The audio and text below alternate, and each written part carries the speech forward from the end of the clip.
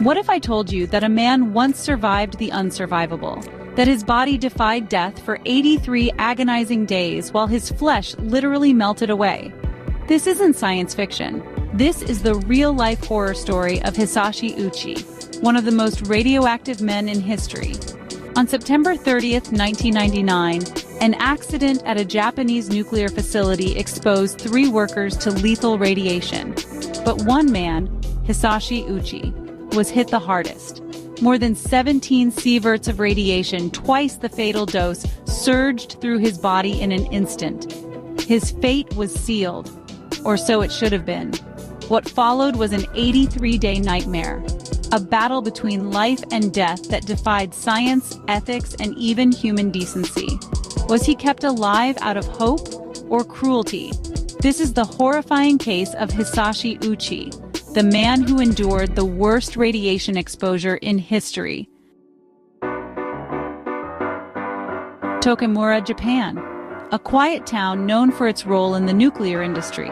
But on September 30th, 1999, it became the site of one of the most horrifying radiation accidents ever recorded. Inside the Japan Nuclear Fuel Conversion Company, JCO facility, technicians Hisashi Ouchi, Masato Shinohara, and Yutaka Yokokawa were preparing a batch of uranium fuel. But instead of following strict safety procedures, they took a shortcut, manually mixing the uranium solution by hand. At precisely 10:35 a.m., the solution reached critical mass. A chain reaction was triggered, releasing a powerful burst of neutron radiation, a silent, invisible explosion of energy, stronger than any human body could withstand. But the real horror was just beginning. Radiation poisoning doesn't kill instantly. Instead, it dismantles the body at a microscopic level. DNA strands are shredded, cells lose their ability to repair, and the body literally falls apart from the inside out. Hisashi Ouchi absorbed more radiation than any human in history. The immediate effects were gruesome: nausea, vomiting, and severe burns. But what stunned doctors was what came next. His white blood cell count dropped to 0. His immune system was obliterated. Skin peeled off at the slightest touch. His muscles liquefied, and his organs began failing one by one. But somehow, Ouchi remained conscious. Doctors faced an impossible dilemma. Should they let him die, or fight to keep him alive? In a desperate attempt to save Ouchi, doctors at the University of Tokyo Hospital tried everything: experimental treatments, blood transfusions, even a stem cell transplant.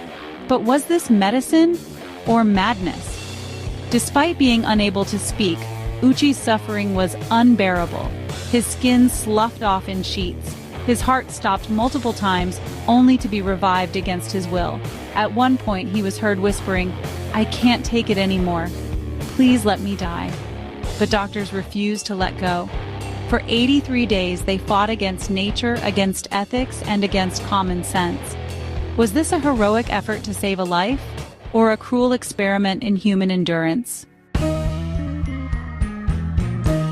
By December 21st, 1999, Hisashi Ouchi had endured 83 days of unimaginable agony. His body had become unrecognizable, his organs had shut down, his flesh had dissolved, and yet machines kept him alive. Finally, his body could take no more. On that day, after months of suffering, Hisashi Ouchi's heart stopped for the last time. The nightmare was over. The Tokaimura disaster forced Japan to rethink its nuclear safety protocols. The JCO plant was shut down, and its executives were held accountable. But no punishment could undo what had happened to Hisashi Ouchi. His case remains one of the most horrifying examples of radiation poisoning ever recorded. To this day, it sparks debate. Was he a medical miracle, or a victim of inhumane suffering? One thing is certain: Hisashi Ouchi's 83 days of suffering will never be forgotten. What do you think?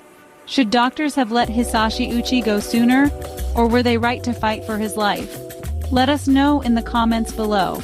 And if you want more eerie, thought-provoking stories like this one, make sure to subscribe to Mystic Mirror. Until next time, stay curious, stay cautious, and stay safe.